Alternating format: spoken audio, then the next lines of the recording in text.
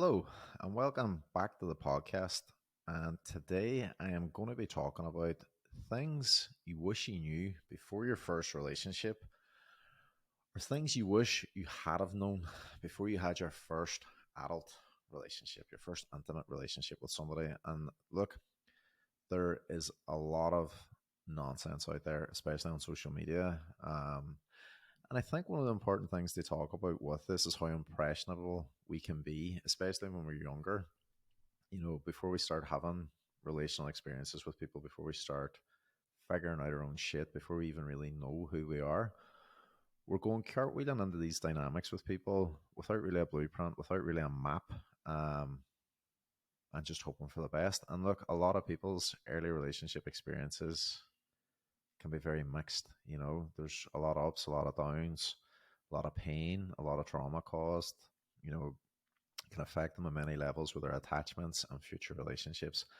It can be the first source of adult heartbreak, how it affects people's identity, their sense of self, their self esteem, their trust and their ability to navigate the world and future relationships. And a lot of this can come back to those early adult relationships or, teenage relationships, your first real intimate partnership with somebody.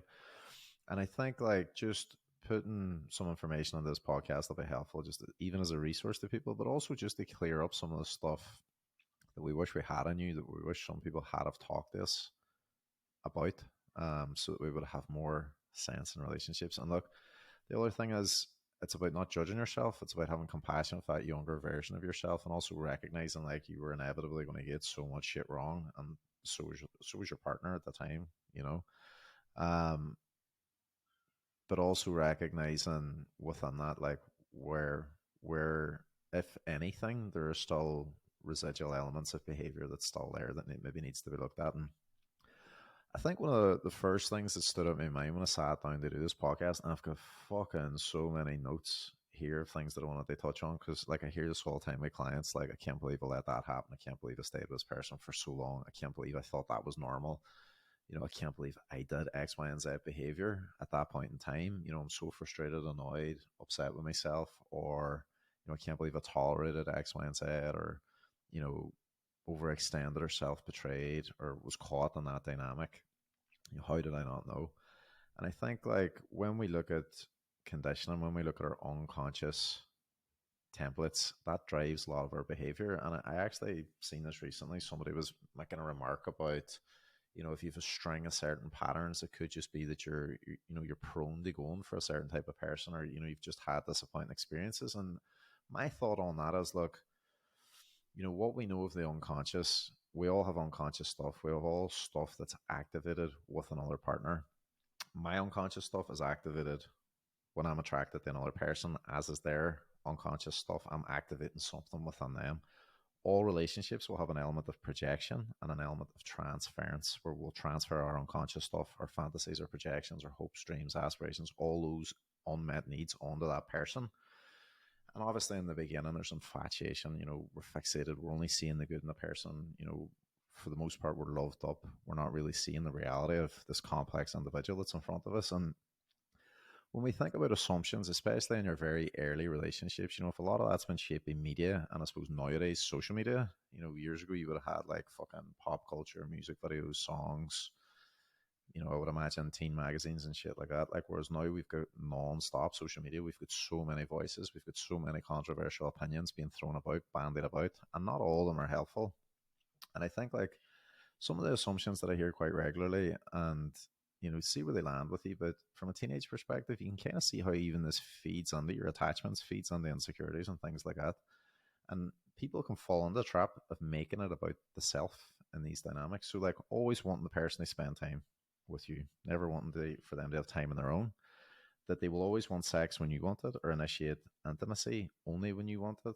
They'll fulfill your every need. They'll anticipate your every need without you having to communicate it. They're always going to be positive, and the experience of the relationship should only be positive. Otherwise, you shouldn't be in it. They will be your source of fulfillment, identity, confidence, self-worth, happiness, and support. They will always share the same opinion, agree, and relate and validate your experience. And like, look, there's so many of them that might seem normal at that point in time, but the thing is, it's not realistic. Like, people are nuanced, they're complex, they've different things going on. People need space to regulate. They need space for their own hopes, dreams, goals, hobbies, aspirations, to see their own networks first and foremost. When we're talking about sex and intimacy, especially in the very early stages of relationships, when you think about young people now, we've generations reared in porn. Porn's not healthy sex for a start. You have all the expectation that goes on the behavior that's expected in them dynamics. Some of it can be self-destructive, it can be demeaning, all the rest of it, exploitative. There's also that assumption of what is normal within a relationship, like how much sex should you be having, and then judging that based on what they think their peers are doing, what they think society's doing, and it's all fucking skewed, because the reality of the situation is everything centers around communication, everything centers around safety, trust, respect, and consistency, and having a fucking safe container to be able to work through these things, to be able to let the spontaneity and let things fall into place. But when you're young, you don't really know these things, and all these assumptions can feed on it, and it can cause more problems than enough. And especially where people have had childhood trauma and they've had different things going on, intimacy and sex can be a major, major trigger point for them. They might even feel resourced to be able to talk or communicate or set boundaries, or be assertive, anything to be able to set limits and things that are going on. And that can cause heartache, and people can misunderstand it and judge them, shame them, reject them, cheat on them. Loads of different things can feed into that. Finances is another big one. I'll come back to that in a minute. But the spending time together, are they going to include you in every aspect of their life? Are they going to want to spend all their free time with you? Is it a problem if they need time to be with themselves, to be with their own friends, their own family, pursue their own hobbies, pursue their own goals? Have they got enough of a sense of self that they've got their own vision for their own life? And I think, like, the brain's still developing when you're in your teens. And if you think about, like, the heartache that comes when relationships end or people break up, and it's like, right, well, I want something different from what this person wants, and they feel lost. It's also that aspect of, are you defining how you see yourself by being with this person? And that's the self-worth thing. That's that your own sense of identity. Like, knowing who you are, knowing your values, your principles, the type of person you aspire to be, not defining how you feel about yourself just because you're with this person. And that's a hard lesson to learn when you're young, because if anything goes wrong in the relationship, then you're falling into behaviors that are not really going to attend to taking care of you. You're going to compromise and think, not compromise on things, but you're going to neglect the self. You're going to deny the needs of self. You're going to do anything to keep this person happy at the cost of your own wants, hopes, needs, dreams, all the rest of it. And look, there is compromise in relationships, but not to the detriment of it being totally one-sided. And the other person can feel trapped by that as well, because there is that element of, well, I have to stay with this person because of X, Y, and Z, and they won't be able to cope without me. And especially when you start factoring in drink, drugs, and all these other things that young people are unfortunately getting caught up in. And that's where the finance element of it can come into. And it's, when you love somebody, it doesn't mean you have to take responsibility for all their choices and the things that they're not taking ownership of themselves. So, not seeking help, not going to get therapy, not, getting any kind of support to correct the problem. When actions don't match words, when they say they're going to change, when they behave in a way that's, disrespectful, damaging, demeaning, they break your trust. And then, you stand by this person because, maybe they came from a rough background, maybe they've had certain types of trauma. At a certain point in time, you have to attend to yourself, you have to take care of yourself. And I see so many young people that are in these scenarios with people where they're struggling with drink, they're struggling with drugs, they're struggling with gambling, or there's been abuse or violence, and they stand by this person, and it's often to their detriment. And there can be codependency traits that are going on in that container. And when you're young, you don't realize until you're in it how fucking overwhelming that becomes and how trapped you can feel. And the big fear is, how is this person going to cope without me? And the thing is, like, you can't take responsibility for the things that this person will or will not do for themselves. And you become a bit of a rescuer in that scenario, and that person will never have the incentive to seek help, or may never have the incentive to seek help, because you have become a bit of the safety blanket. Maybe you're helping them financially, you're helping them mentally, emotionally. They might be cut off, they might have other fractured relationships with different people, but on a level, that's their stuff. And when you're young, it's hard to kind of catch that. I don't know, I'm on a bit of a tangent here, but I'm just thinking out loud. So expectations is another big thing to be clear on. What you expect of yourself, what you expect of a potential partner. and what you think they might expect of you. So, like I talked about the intimacy thing there, talked about spending time together, even the whole idea of communication, like we're never going to disagree, we're never going to fight. They'll always have the same opinions as me. They'll kind of intuitively know what I want and need without me having to tell them. They won't let me down. They won't be inconsistent. They won't be imperfect. Um, I'm always going to be loved up. I'm always going to be connected. We're always going to feel this way. And if we don't, then it means that it's just the relationship shit. I need to get out of it. I'm never going to have to compromise. They're never going to change. They're never going to grow. They'll stay the same for me. Or the flip side of that is they will change for me. They won't find anybody else attractive ever. Um, I like some of them ones. They're more common than you would think. And within that as well, like, look, people will negotiate their expectations, their standards, and their boundaries. But within this, you have to find what's realistic. You have to find a level of congruence within this where you're both comfortable within these standards. Now, obviously, when we're talking about respect, trust, safety, and things like that, there are very clear lines on that. But there's also this idea of societal and familial expectation. Religious elements can come to that, and cultural elements come on that, especially if you're dating somebody from a different background or a different faith. And I think people need to be aware of that, because that is a large part of a partner's identity. And if they're dating you and they haven't communicated certain expectations, or that doesn't fit who you are, or you're not opting on this, that can also be a very difficult arrangement for some people. Their family of origin template, like they might have very specific gender roles as what they expect of a man, what they expect of a woman, what they want from a relationship, like the purpose of a relationship, what that's going to look like. So all them things are relevant. I think also yourself, knowing your values, your goals, that element of the self identity that I spoke about at the beginning, like where you're going in life, what you want for your future. Whether you're going to college, you're going to study a certain thing, having your own clear identity and your own clear trajectory, your own clear goals will stand you in good stead, because you won't be putting all your eggs into one basket, in the sense of I am solely and only defined by the success or failure of this relationship. And I think early on that's a tough lesson for people to learn, because they have this concept or this belief that I'm in this relationship now, and then I'll figure it all out, and then we'll get married and we'll have kids and we'll settle down and we'll do this, that, and the other. And look, life has a way of surprising you. People change, people grow for all sorts of different reasons. Things can happen. People will break your trust, they'll let you down, they'll show you another side of who they are. They may put themselves before you. Your plans might change, and that's okay. But it's about having that sense of self, having that trust in yourself, that ability to know who you are, what you want, where you're going in your life, and not to box yourself on that. And again, like with your character and reputation, it's about thinking about the kind of person that you want to be, how you're showing up, the kind of partner that you want to be, and then holding yourself to those standards. Don't be compromising on your sense of integrity to stay in a relationship you shouldn't be in. Don't be walking on eggshells, afraid of rocking the boat. Um, Tolerating things and hiding things you shouldn't be hiding, which a lot of young people can fall under out of fear of judgment, fear of embarrassment, shame, criticism, worrying about what other people will think, or just feeling overwhelmed with being in a container that they know they shouldn't be in, and they've lost control of the situation because they're maybe dealing with some really fucking intense stuff.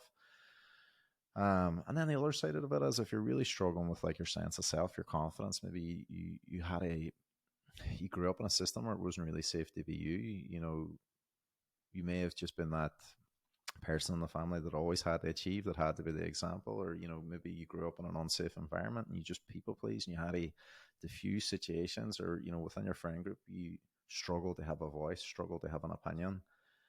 And that can be really hard in a relationship then, because you will have that fear of rejection. It'll cost you your authenticity. It'll cost you that ability to deeply connect and feel seen, heard, understood, valued, and appreciated for who you are at your core. And that's a fucking hard lesson when you're young, because when you meet somebody and you're loved up and you're attracted and you want them to want you want to be accepted for the whole human being that you are, not this version of yourself that you've put out that you think is now compatible with what they want. Because it's hard, and you're living operating from wearing a mask, and it will cost you in the long term. And look, we've all got we've all got aspects of the self that some people hold back on.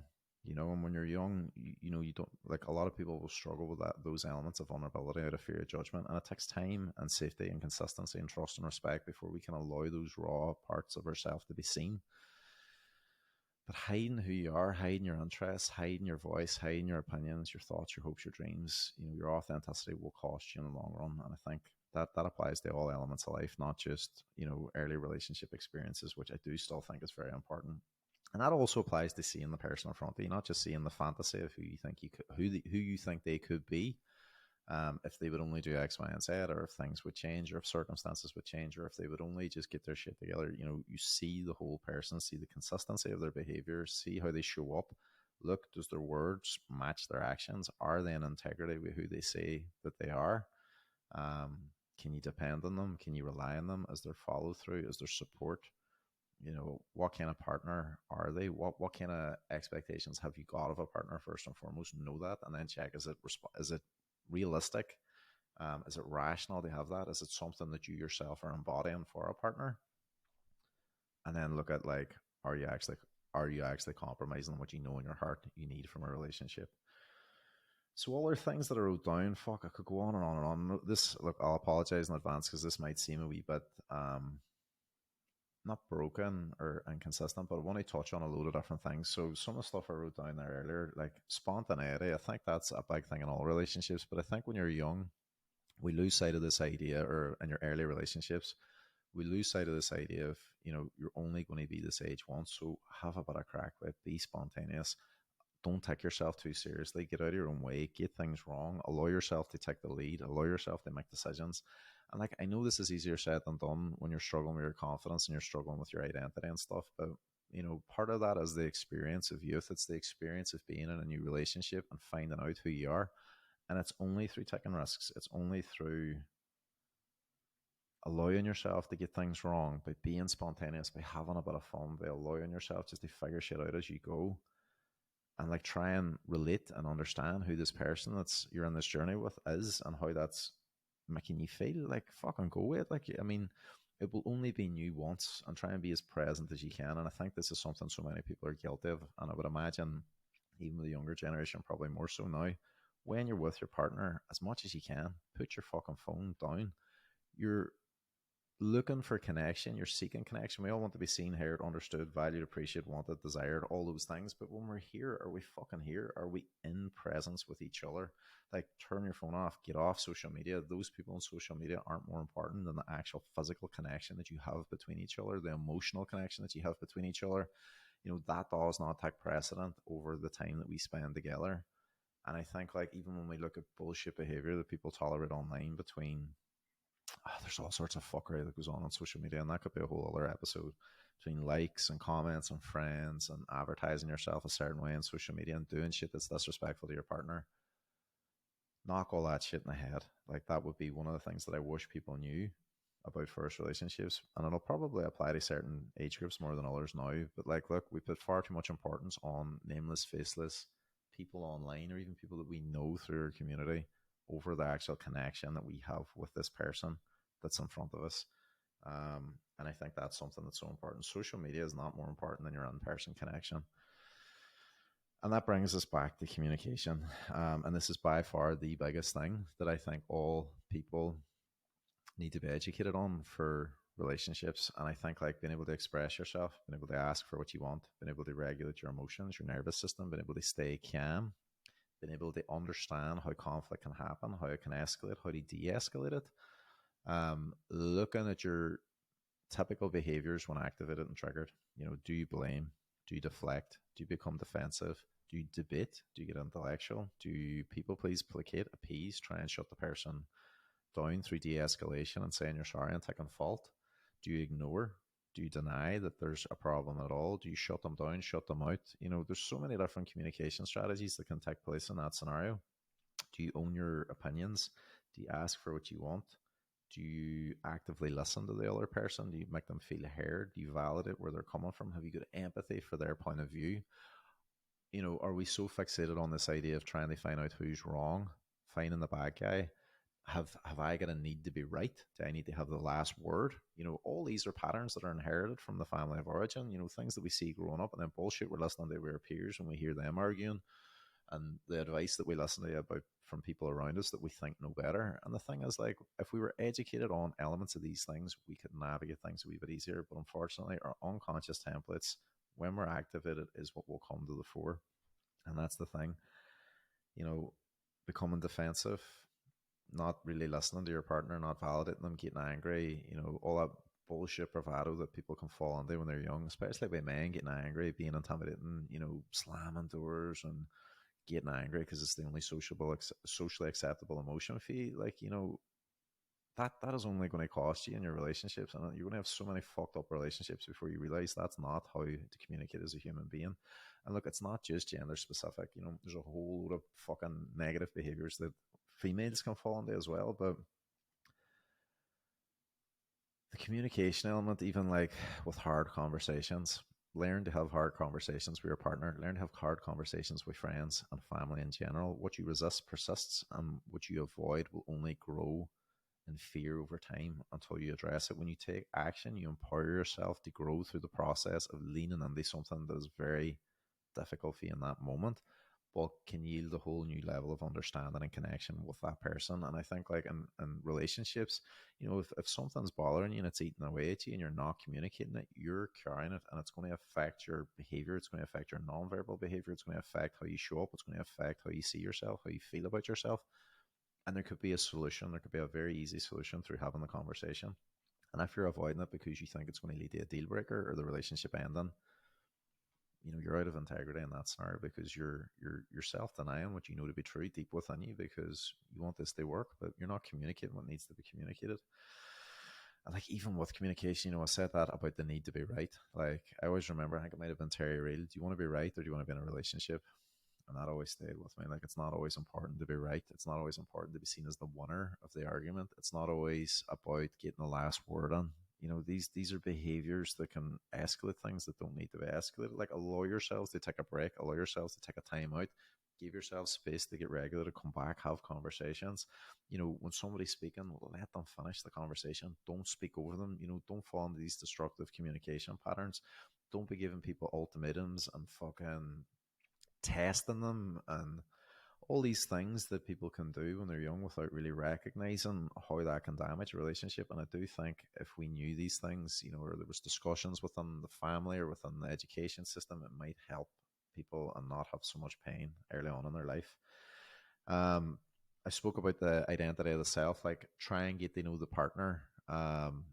This is obviously applies to all relationships, but I mean, if you think from very early on, like, who the person is, their history, like their hopes, their dreams, their interests, what it was like for them growing up, if they've had any kind of difficulties or issues with their mental health, trauma, um, you know, their expectations, their deal breakers, their assumptions, so that it's all out in the open around where both of you stand.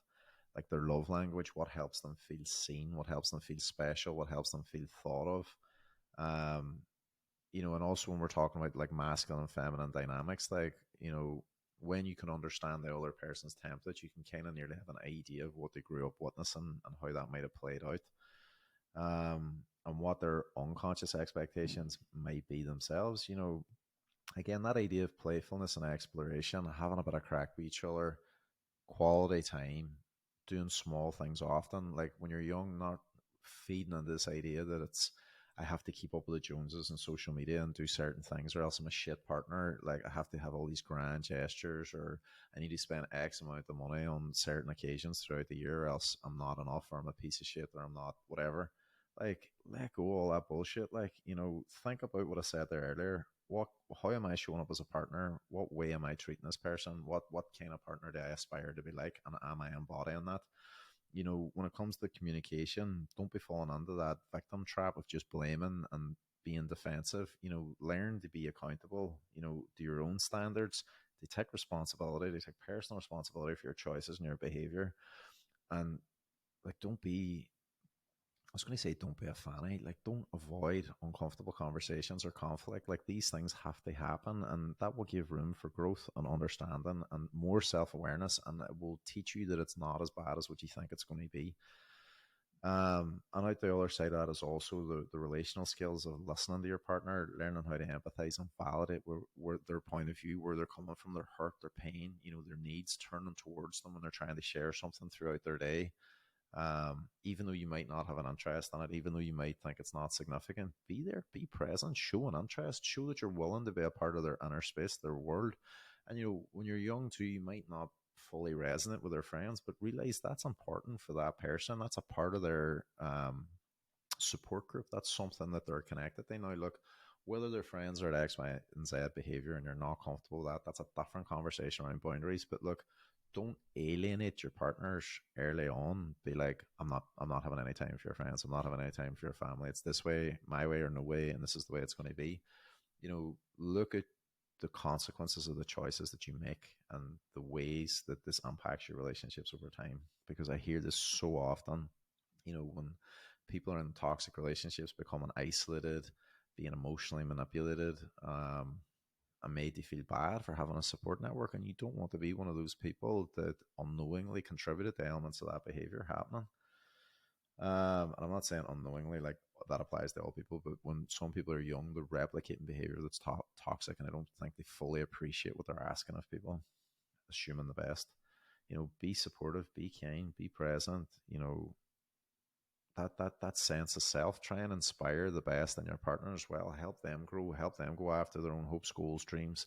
That they have an identity separate of the relationship, and it's that idea of I, I, us, and we. Who I am as a person, who we are together, and who they are, and who they're aspiring to be. Like we both want to grow, but the responsibility on your growth does not fall on me. But I can support you in that. I can help you see what's possible. I can help encourage you when you're not able to do it for yourself, and vice versa. It's not that is the requirement of me as a partner to fulfill your every need, goal, dream, hope, ambition, to be all things to you. But like it's about that reciprocity and adding to each other's quality of life. It's not a prerequisite for a good relationship, but like these are things that I just wish more people knew. Trust in yourself.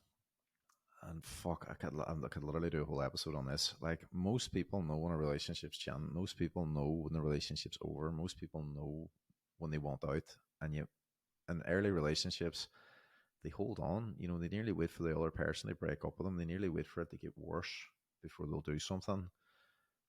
And like this can go on for a year, go on for 2 years, and go on for 5 years.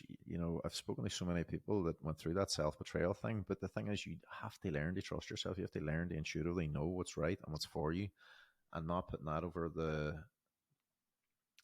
wants, hopes, and expectation of the other person. And sometimes the trap that people fall into is, I can't leave because this person's mental health is precarious, or they said that they're going to hurt themselves, or I'm worried about X, Y, and Z consequence if I do leave. And the thing is, you can't stay either, because it's going to affect your mental health. It's going to affect resentment, frustration, your behavior. It's going to lead to destructive behaviors coming out in other ways that you mightn't anticipate. And this is the thing, you're denying what you intuitively know to be true. And that's something that you need to learn to recognize. Like, look at the other person even from a lens of trust. Can you trust them? Does their words match their actions? Are they dependable? Are they consistent? Do they follow through? You know, what was the other thing I wrote there? Are they reliable, dependable, consistent? Do they show up? Are they committed? Can you trust their commitment to you? And if you know in your heart, like you're not 100% on it, it's not fair to that person either. So there's that. Like in a relationship, people are going to get shit wrong. They're going to grow. They're going to change their minds. They're both people will be imperfect. These are going to fuck things up. But in a relationship where there is that awareness of the process and people are able to talk about it, do you know what? One of the best things most people can do when they're young, if they can and they have the resources and availability to be able to do it, is go and have fucking therapy. Go and talk through the things that are holding you back. Have a space to be able to talk about how you're experiencing relationships. If you don't have that through your friends, your family, or your peer network, it can help change a lot of things. It can give you clarity. It can help you understand elements of your attachments. And that was something else I was going to talk about. Like when we talk about anxious attachment, avoidant, disorganized, all these different things that, there's so much information on social media about, it becomes labels and it becomes a part of the identity that people apply to themselves. So I'm anxiously attached and I'm this and I'm that and, struggle with this.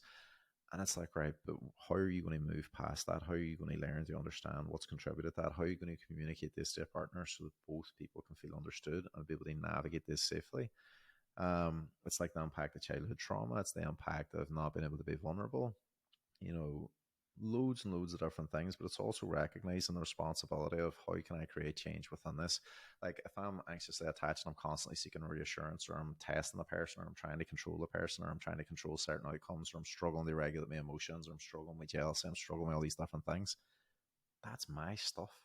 But I can see how that might contribute to the relationship breaking down. But that's something that when you're young in your early relationships, that can end up being justified over a long period of time. And it can ultimately impact both people, not for the better. Um, and like the solution in a lot of these scenarios is working on the relationship with the self. It is working with the nervous system. It is learning how to regulate your emotions. It's learning how to communicate. It is the consistency of being able to assert effective boundaries safely.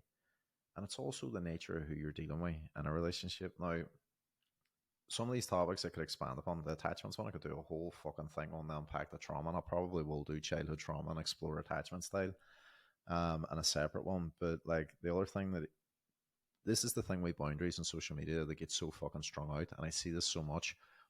You can read about boundaries, they're blue in the face. You can know all about them: time, energy, resources, personal space, physical, emotional, all those different boundaries, sexual boundaries, all the things that you need, and to be able to communicate them and enforce them. But when it actually comes down to it with a partner, you're still working with potentially a dysregulated nervous system. You're still doing something for the first time with somebody. You don't know how it's going to go. And it is the underlying relationship with the self that's a big aspect and component, and being able to trust yourself to stand over these boundaries. And the safety thing is such a fucking big piece within that, because if the person is volatile, if the person is intimidating, if the person, or even the assumption that they might reply badly or they might not accept it. Look, this is the thing with boundaries. People don't have to accept them, and sometimes they won't. The other side is sometimes even when they do accept them, they're going to test you. But you need to have that awareness of it, and you don't know this very early on when you're young, and we try and figure shit out in different ways. But if you've struggled with setting boundaries and you're getting it wrong in the beginning, you can't see why change is happening. There's other elements at play. Maybe you're not in integrity with yourself because you're not following through on your consequences. Your words aren't matching your actions. You're not enforcing enough of a consequence with the person, or you're hoping that just by communicating the boundary, the person's going to amend their behavior. They still have free will. They have freedom of choice. They can adapt whether or not they want this relationship to continue or end it on the premise of whether or not they will accept the boundary. And that's shit. And that can happen when you're young. It's like that take it or leave it attitude. And it hurts, but sometimes you need that sense of self to be able to go, right, okay, see you there. You know, this is the fucking line in the sand of what I'm comfortable with and what I'm not comfortable with, and what's appropriate and what's not. And look, there can be negotiation within boundaries provided there's safety, trust, and respect and consistency there, non-judgment. Um, we don't always see this in social media in the way that it's communicated, and that's where that nervous system thing comes in again, because sometimes you're working against massive overwhelming dysregulation in the body at the very thought of trying to speak to somebody. You might even be able to get your voice, so don't give yourself a hard time if you struggled with this in the past. Bottom lines and deal breakers, like, fuck me, I wish people had to talk more about this when they were younger. Lying, cheating, manipulation, dishonesty, betrayal, breaching your trust, any kind of abuse, we would say that would go without saying. It's not. Like, so many people get caught in these dynamics where abuse becomes normalized. And that might be, and it's not necessarily to say that they grew up in a household where there was abuse present. There could have been elements of stuff that wasn't okay. They might have had a very safe childhood, very safe upbringing, but something predisposed them to going out with somebody who eventually became abusive. It can happen. But within that, I wish people knew. I wish I had known. I wish people that I've worked with had known, disrespect, isolation, gaslighting. Even though fucking gaslighting is when you were young, that would have saved people so much pain. Like possessiveness as a sign of love, taking away your freedom of choice, your autonomy, your independence, threatening to hurt you, threatening to hurt the people you love, threatening to hurt themselves to control you, name calling, demeaning, degrading behavior of any kind, belittling or humiliating you in company or privately, or like bringing up stuff from the past to shame you. Deal breakers around not wanting kids, maybe wanting kids, wanting a family, marriage, all those things. If the person is struggling with addiction, like drugs, alcohol, sex, gambling, all those things, but they're not in recovery, that can be a deal breaker for people. If there's violence, coercion, abuse, or intimidation of any kind, that can be enough, one and done. For some people, like, look, this is never happening. As soon as your safety is jeopardized or compromised on, it's over. That can be a deal breaker. If the person's lost control with the behavior they're using, to numb how they're feeling. So, like, they might have major anger issues, and say they've stopped drinking, and now the anger in itself can be a fucking deal breaker. Should have just had that, and I'm trying to explain that in a way that I can't right now. And then I have the codependent trap there as well. That idea of taking responsibility for their well being, defining yourself by them, that need to be needed, that being the good one, the caretaker, the martyr, the rescuer. When you're young, you can take on so much because you love somebody, and it's not a sign of weakness. And I'm going to repeat this over and over and over again. It takes tremendous strength and a good heart to be able to do that for people, but it's without boundaries and without a sense of self. It causes massive, massive pain and hurt and fucking trauma through numerous relationships. And nobody sits you down to tell you, because some people don't have that relationship with their parents and peers. They talk about how they're coping and what they're going through, and this is why therapy can be fucking invaluable. They unpack this stuff, they look at it, they understand what's working, what's not working, why am I doing this, why am I feeling the way I'm feeling about this, what conditioning has contributed to me thinking that this is what was expected or what was normal. There could be, as I said at the very beginning, there could be unconscious stuff that's activated, that's playing out, that's repeating, that you're not even aware of and won't become aware of until we start to unpack it and talk about it. Right. There's a lot. I've just went through a lot of different stuff. So relationships that most, if not all relationships, begin in projection and transference. Our unconscious material feeds on the partner selection, whether we like it or not. It's there. It's always there. Obviously we'll be conscious of what we like and don't like in another human being with attraction, but there's unconscious material that feeds on that as well. So communication, self-awareness, your identity, your values, your boundaries, your goals, strong sense of self, communication, spoke about all those things, active listening, safety, trust, being non-judgmental, knowing how to take a time out, knowing how to regulate, being there for your partner, supporting them, being consistent, dependable, doing small things often, knowing your love language, knowing how to connect, being able to work on your communication, take ownership when you get things wrong, hold yourself accountable to certain standards. Hold your hands up when you get it wrong is a fucking big one as well. Knowing how to apologize, like, that's one thing I wish I had knew better. Like, knowing how to take responsibility, knowing how to fucking get out of your own way with your own ego and recognize that something's not working. The self-deception piece is also massive too. Like, and actually just understanding that the things that you're expecting of yourself and what you think other people expect of you, that in itself is a game changer. Also looking at the familial conditioning that has fed into that, and also where the other person is coming from with their stuff as well. Like, that is just, that would save you so much fucking hurt going forward.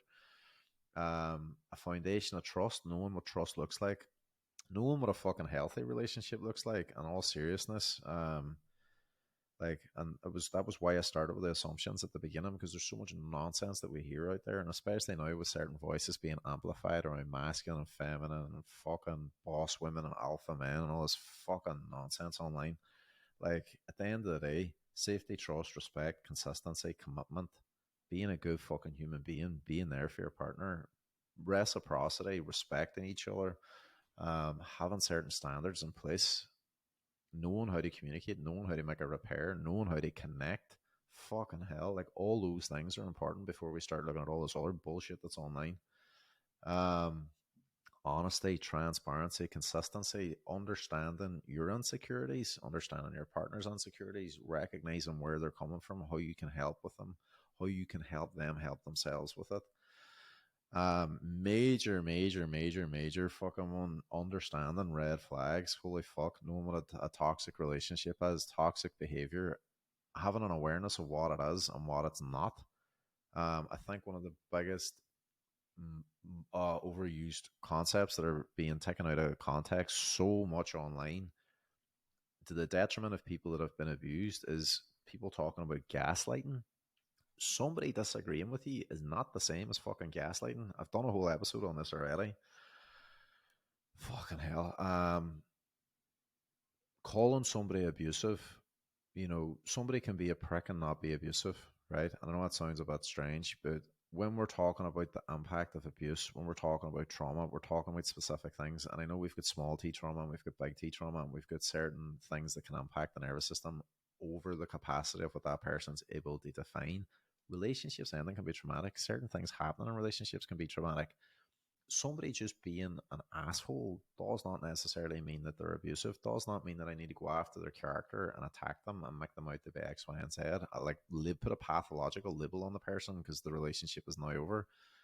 Entering on these smear campaigns, entering on this online fucking stalking, bullying, harassment, all that stuff to give a sense of control and a sense of, vindication for how that person may have showed up in the relationship. And look, there's a lot of that stuff that goes online, but people that are actually have been in fucking abusive relationships that have been subjected to those behaviors, that is totally, totally, totally fucking destabilizing, disorientating, affecting every facet and strata of their life, not being able to make a decision, not knowing how to move forward, constant chronic doubt and fear.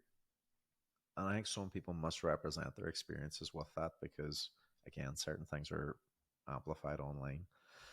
I spoke about support in the sense of space. You have your stuff, I have my stuff. We both grow. We grow as individuals, grow as a couple, encouraging each other's growth and partnership, space apart, being together, accepting that there's going to be change and evolution in a relationship. And I think that's a hard one for some people.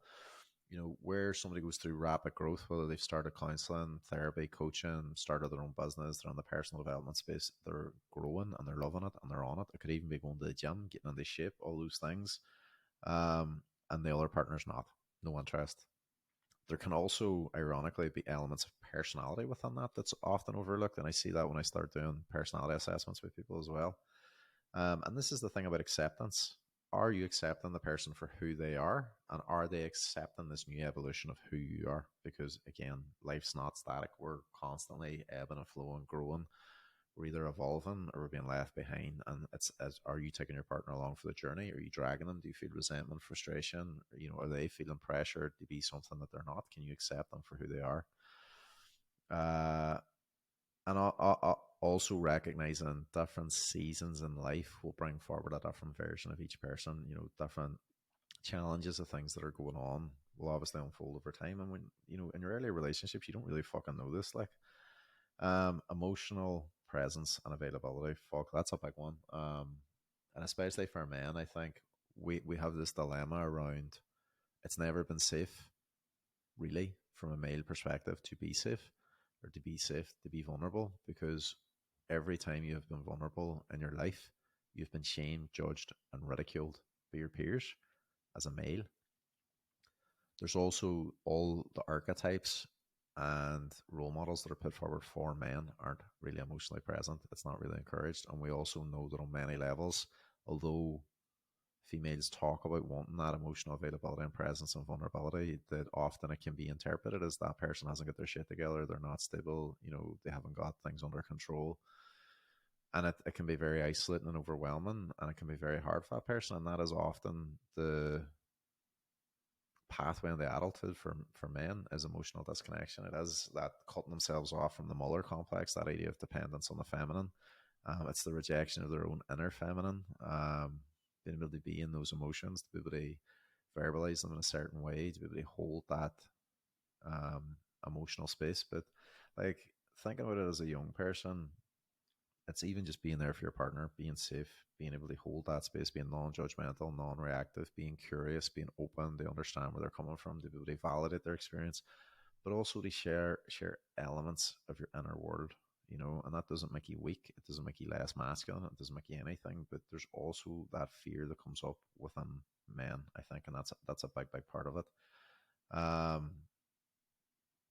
And that emotional availability, sometimes when we talk about trauma and we're talking about gender stereotyping and gender roles, when we talk about conditioning on the family of origin, the male template that was there, some people have a lot of shit they unlearn in their life. And it's not easy when you're in a relationship with somebody that can't manage their emotions, can't communicate, can't verbalize even what's coming up for them, really struggles with vulnerability. But wants a fucking relationship, wants this to work, but has no way of trying to be able to figure this out. and it can be hard, and their coping can be destructive. They can be numbing themselves, they can be doing all these different things, and it's not understood because the context of who that person is hasn't really been seen, because they themselves haven't communicated it, or they're not really intimately connected to who they are, themselves. um and that, look, I have self-care here down at the bottom. That comes back on that space conversation about taking time to attend to yourself, looking after your interpersonal relationships, your support group, your hobbies, all the things that are important to you as well. But that doesn't all go to the wayside because you're now in a relationship. um what else would you add? What else would you think about within that if you had to go back in time? And I'm not necessarily saying talking to your younger self, but like, what things did you wish you knew about early relationships, like with partners? Like, what did you wish you had known? Those are all the things that I see very regularly, that like they can apply even to a lot of your later relationships as well. But there's so much fucking nonsense that's in your head when you're young, about what the dumb thing is. And I think especially for people in their late teens, you know they're still trying to figure out who they are. They're still trying to figure out what they're about in themselves, while also navigating the terrain of somebody else that's also like that. And it's a fucking recipe for a lot of stuff happening. Um, and I think when we're younger, we like to think that we have a lot of it all figured out, and we fucking don't. And this is the thing: we end up unpacking this stuff then in therapy much later on, when we kind of get fed up with this pattern repeating and playing out. So that's that. I just wanted to put this out, see how it lands, see if it can be shared with anybody, that maybe this will help them. And actually just to start a dialogue on it. Just, what other things that you wish you knew that you didn't know? I think one of the big ones that I've also forgot to mention there within this, within the financing thing, because I was supposed to come back to that. Paying for somebody's lifestyle, paying for somebody's education, paying for somebody's debt, taking on all these things because it's expected, or maybe because you come from a background, or you have resources, or you're the one that's working. Like, there's so many people fall into these traps.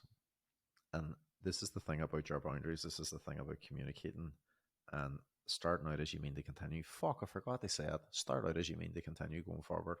Like, don't fall into this place of being exploited, and setting an unrealistic standard for yourself that you're always going to bail somebody out, that you just fucking neglect the needs of the self to finance or facilitate what this person wants, to your detriment, when they themselves are doing nothing to benefit, or doing nothing to better their own circumstances. And you see that quite a lot. People refusing to work, borrowing money, borrowing cars, taking out loans, doing shit that is just not acceptable, but it's being nearly seen as a test or an act of love. Don't fall for it. Don't fall into it. Respect yourself. Have boundaries within that. And that can also happen in later life too, with other partners and stuff. But like, look at it from the perspective of, is this person participating in their own rescue? Are they walking their own walk? Are they doing the things to better themselves? Are they actively out looking for a job? Are they doing different things? Like, what is the context of why they can't do these things for themselves?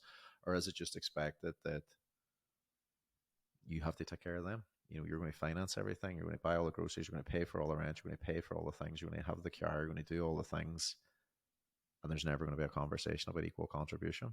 There's never going to be a conversation around different forms of contribution, and again, not gender specific, but viewing it from the lens of, this can happen to anybody, regardless of economic status. We can have some person that, for whatever reason, becomes a bit of a burden or a parasite on the other person. They don't contribute, they don't do anything, and yet it's all one-way traffic. And again, this is why I think therapy, working on yourself, having that sense of self, and feeling empowered to be able to make the changes in these dynamics, can be very freeing. And I see that so much, even with clients and stuff, when they start creating change. So much begins to change when they recognize the power that they actually have and the choices that are under their control. So I'll leave it at that. What I will say is, I'm launching a course, and I've been working on it for ages. It is probably the most in-depth course I've put together. I'm very proud of it. It is going to be centered for people who are struggling to recover from a breakup. There's going to be a live element to it, where I will be doing Q&As with people. I'll be expanding on each of the topics. What else? I'm really excited to get it out. If you've any interest in it, or if you know anybody who would be interested in it, please let them know. Get them to DM me.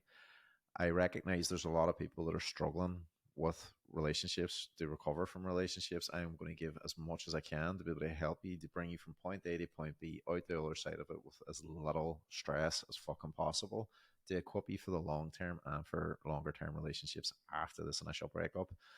I also recognize I needed something there for the people that don't have the ability to be able to do one-to-one work right now. And this is something I'm really excited to be launching. So if you're interested, send me a message, get in touch. And on that as well, I've also decided to change my offers and I'm around one-to-one coaching. I'm now trying to make it more accessible for people. I'm going to be doing it over a longer period of time than just 12 weeks. I'm going to be doing it over a 6-month period. I've only a handful of spaces, like 1 or 2 spaces max. So if you're interested and this is something that you wanted to do but didn't feel you could do it in the past for whatever reason, please get in touch with me, send me a message, because I won't have a lot of space for long. And let me know what you think about this podcast. If you liked it, please leave a wee like or review on Spotify or Apple. And I'll see you all again. And I just want to say, look, I'm sorry about the fucking lateness of this episode. I've been traveling. I had an episode recorded that I was really eager to put out, and the fucking sound quality was horrendous on it. So because I've been traveling, I'm only just getting down to making some content now, and I'll have a lot of podcast episodes coming out in the next few weeks. So if you've got any topics that you're really interested in, shoot me a DM as well. I just want to say thanks for watching.